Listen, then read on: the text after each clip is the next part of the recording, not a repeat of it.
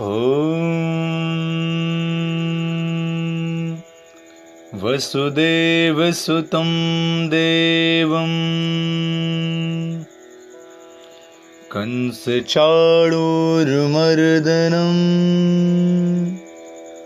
देवकी परमानन्दं कृष्णं वन्दे जगद्गुरुम्।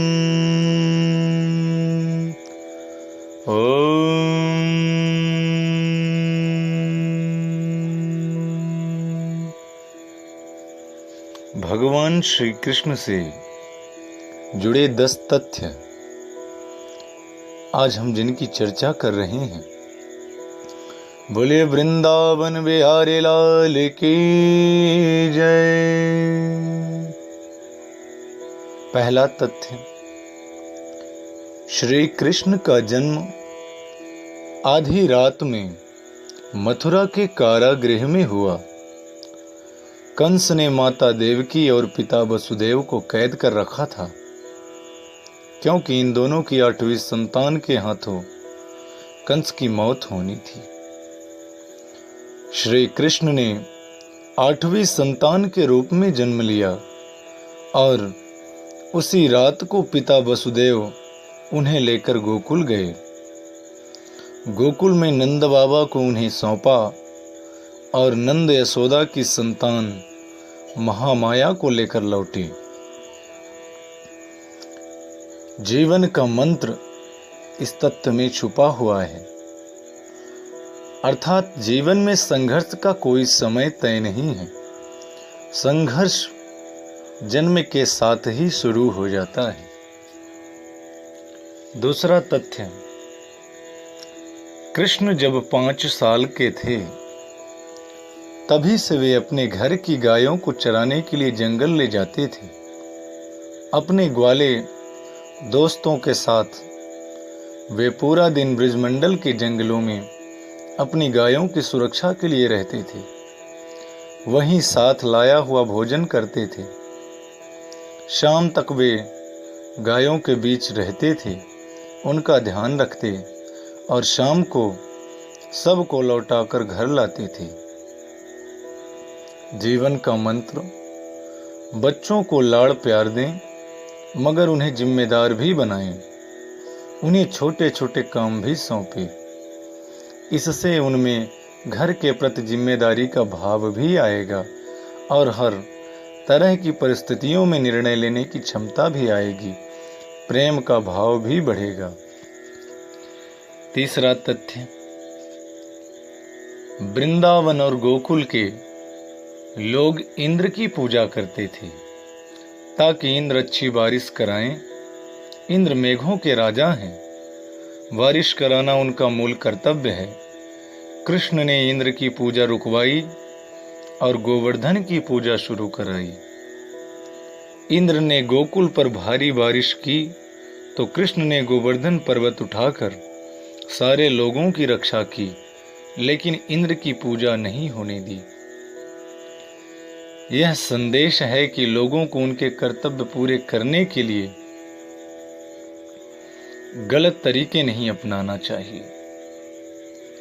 हमारे संस्कार ऐसे हों कि गलत कामों का विरोध कर सकें। ऐसे संस्कार बचपन में ही दिए जा सकते हैं।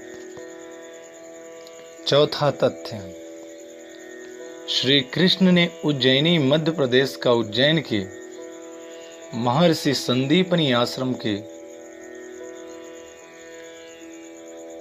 संदीपनी गुरुजी के आश्रम में शिक्षा ली। जब गुरु दक्षिणा देने की बारी आई तब संदीपनी ने मांगा कि उनका खोया हुआ पुत्र वापस ला दें। वो शंखासुर के कब्जे में हैं, जो प्रभास क्षेत्र के सागर में रहता है।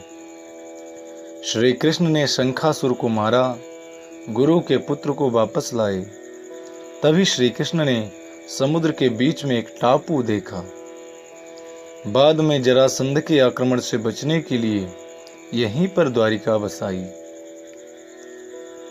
जीवन का मंत्र, हम जो भी काम करें पूरे खुले दिमाग से करें, हर चीज पर नजर रखें। पांचवा तथ्य, रुक्मिणी का विवाह उनके भाई रुक्मी ने शिशुपाल से तय किया था। रुक्मिणी श्री कृष्ण से प्रेम करती थीं। उन्होंने श्री कृष्ण को संदेश भेजा। वे आए और रुक्मिणी का हरण करके ले गए। कृष्ण ने रुक्मी को युद्ध में हराकर छोड़ दिया। विवाह से पहले दोनों के परिवारों में काफी विवाद हो चुका था। फिर भी इस कड़वाहट का असर उनके संबंधों पर कभी नहीं पड़ा। दोनों के मन में एक दूसरे के लिए हमेशा प्रेम और सम्मान रहा। परिवार और गृहस्थी का आधार प्रेम होता है। इसमें कभी कमी नहीं आनी चाहिए। इससे हमें सीखने को मिलता है। छठवां तथ्य, 2 बार ऐसा हुआ जब देश और समाज में शांति के लिए श्री कृष्ण ने कई तरह से समझौतों का प्रयास किया, अपने ऊपर कलंक भी लगने दिया। पहली बार जब कंस का वध किया तो उसका ससुर जरासंध बार बार मथुरा पर आक्रमण करने लगा। युद्ध को हमेशा के लिए रोकने के लिए उन्होंने मथुरा छोड़कर द्वारिका बसाई। दूसरी बार कौरव पांडवों का युद्ध टालने के लिए उन्होंने शांति दूत बनकर जाना पसंद किया।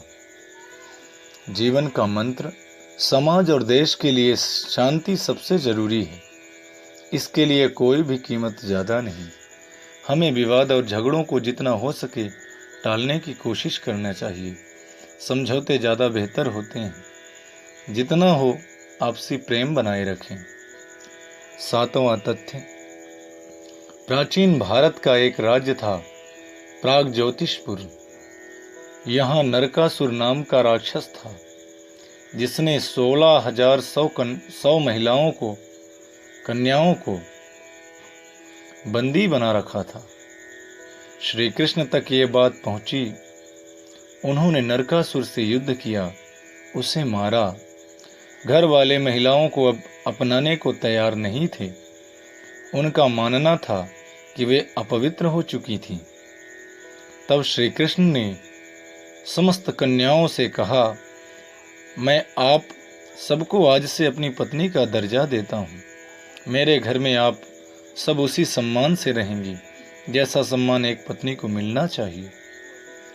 जीवन का मंत्र, समाज में महिलाओं को पूरा सम्मान मिलना चाहिए, नारी का शोषण न हो।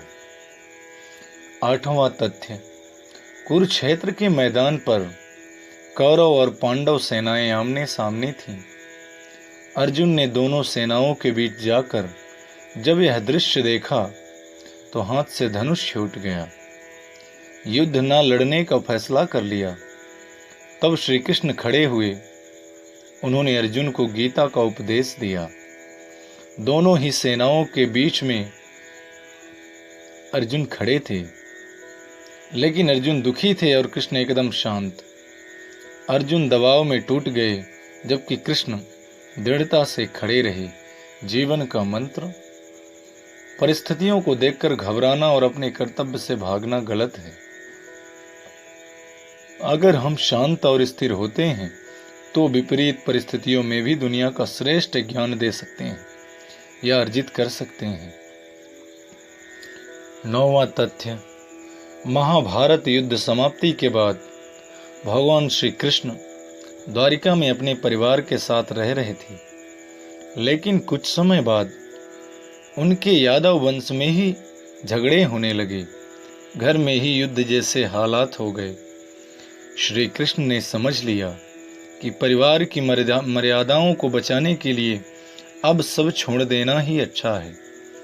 उन्होंने द्वारिका समुद्र में डुबो दी।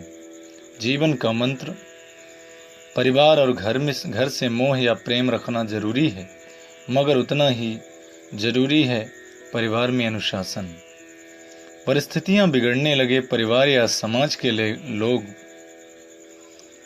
उसके संकट हो जाएं, तो घर और परिवार का त्याग करने की हिम्मत भी इंसान में होनी चाहिए। 10वां तथ्य, जो कि आखिरी तथ्य, द्वारिका डूब जाने के बाद भगवान श्री कृष्ण एक वृक्ष के नीचे बैठे थे। उनके पैर के पंजे में एक मणि थी जिसकी चमक दूर से दिखती थी। एक शिकारी दूर से उस चमक को देख रहा था। उसे लगा कोई जानवर वहां आया है। उसने उस चमक का निशाना लगाकर तीर छोड़ा, जो सीधा श्री कृष्ण के पैरों में लगा। इस तीर के जहर के प्रभाव से उन्होंने अपनी देह त्याग दी। तब उनके आसपास कोई नहीं था। अर्जुन उन्हें खोजता हुआ पहुंचा। जीवन का मंत्र, आप कितने भी सक्षम हो, शक्तिशाली हो, जन्म लेने वाले हर इंसान को ये शरीर छोड़ना ही पड़ता है। बड़े से बड़े इंसान के साथ भी ऐसी परिस्थितियां बन सकती हैं कि उसके अंतिम समय में कोई उसके साथ नहीं रहे। सृष्टि के नियम सबके लिए समान हैं। इंसान जन्म भी अकेला लेता है और मृत्यु भी अकेले ही होती है, कोई साथ जाता नहीं। जय श्री कृष्ण।